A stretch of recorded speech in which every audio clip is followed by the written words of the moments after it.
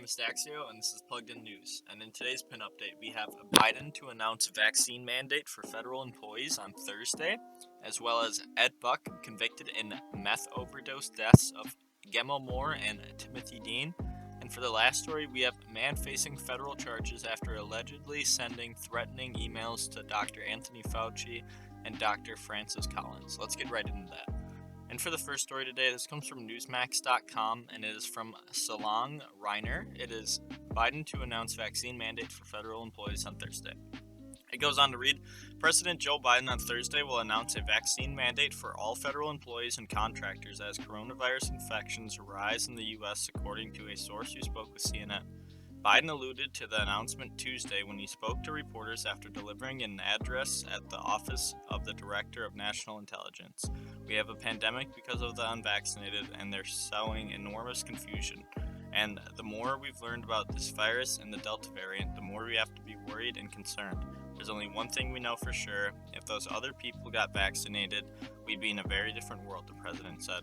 Employees who decline to be vaccinated will be subject to regular testing, social distancing, mask requirements, and restrictions on most travel, according to the report. The Department of Justice concluded earlier Tuesday that federal law does not prohibit public agencies and private businesses from requiring vaccines under emergency use authorization. The Department of Veteran Affairs a day earlier required that all healthcare workers at the agency be vaccinated against COVID-19. The report comes the same day the Center for Disease Control and Prevention urged vaccinated people in high transmission areas to resume wearing masks indoors as the highly contagious Delta variant spreads. The agency also called for universal masking for all teachers, students, and staff members in schools, regardless of vaccination status. I don't know why they're talking about in schools right now. I mean, it's the middle of June, maybe some summer school and stuff like that. Anyways, before you get vaccinated, talk to your doctor. The only thing I have to say about this is it seems kind of authoritarian of Biden to make it mandatory. But anyways, let's get on with it. Alright, and for the next story today, this comes from Ed Buck, convicted in meth overdose deaths of Gemmel and Timothy Dean, and this comes from Yahoo News by Michael Flanagan and Haley Branson Potts. It goes on to read, Ed Buck, a longtime fixture of West Hollywood politics, was convicted Tuesday of charges that he supplied the methamphetamine that killed two men during party and play encounters at his apartment. After about 4 hours of deliberations, the jury found Buck guilty of every charge in a non-count indictment that also accused him of maintaining a drug den, distributing methamphetamine, and enticement to cross state lines to engage in prostitution. Buck, 66, could spend the rest of his life in prison. The convictions for supplying meth that resulted in death each carry a minimum sentence of 20 years in prison. The verdict concluded after a 2-week trial that featured harrowing testimony by black men hired by Buck, who was white to show off their bodies and underwear, get high on crystal meth, and the party drug GHB. Excerpts from Buck's hundreds of graphic videos and photos of the drug and sex sessions were played at trial. This just goes to show what kind of people are involved with our politics, involved with making policies, etc.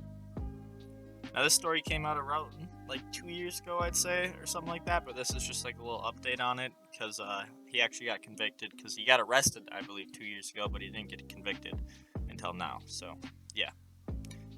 And for the last story today, we have a man facing federal charges after allegedly sending threatening emails to Dr. Anthony Fauci, Dr. Francis Collins. And this is from WMAR2 News by Kelly Broderick.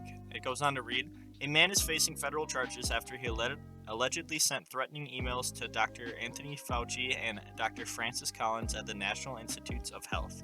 According to Maryland U.S. Attorney's Office, 56-year-old Thomas Patrick Connolly Jr. is charged with threats against a federal official and interstate communication containing a threat to harm, specifically for sending emails threatening harm to Dr. Fauci and Dr. Collins. According to the affidavit, from December 28, 2020 to July 21, 2020, Connolly used an email account to send a series of emails to Dr. Fauci threatening to harm and or kill him and members of his family.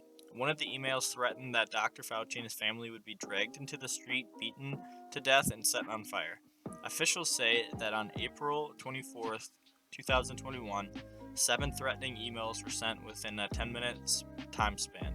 We'll never tolerate violent threats against public officials, said Acting U.S. Attorney Jonathan Lenzer. Our public health officials deserve our thanks and appreciation for their tireless work, and we will not hesitate to bring back charges against those individuals who seek to use fear to silence these public servants. The only thing I gotta say about this is, yeah, guys, don't be out there threatening federal people. It's dumb and just not a good thing to do. Anyways, if you guys did enjoy the video, drop a like, drop a sub down below. Thank you guys so much for watching. Also, drop a comment, let me know how I'm doing, let me know what I can do to improve, and thank you for staying plugged in. Peace out, boys.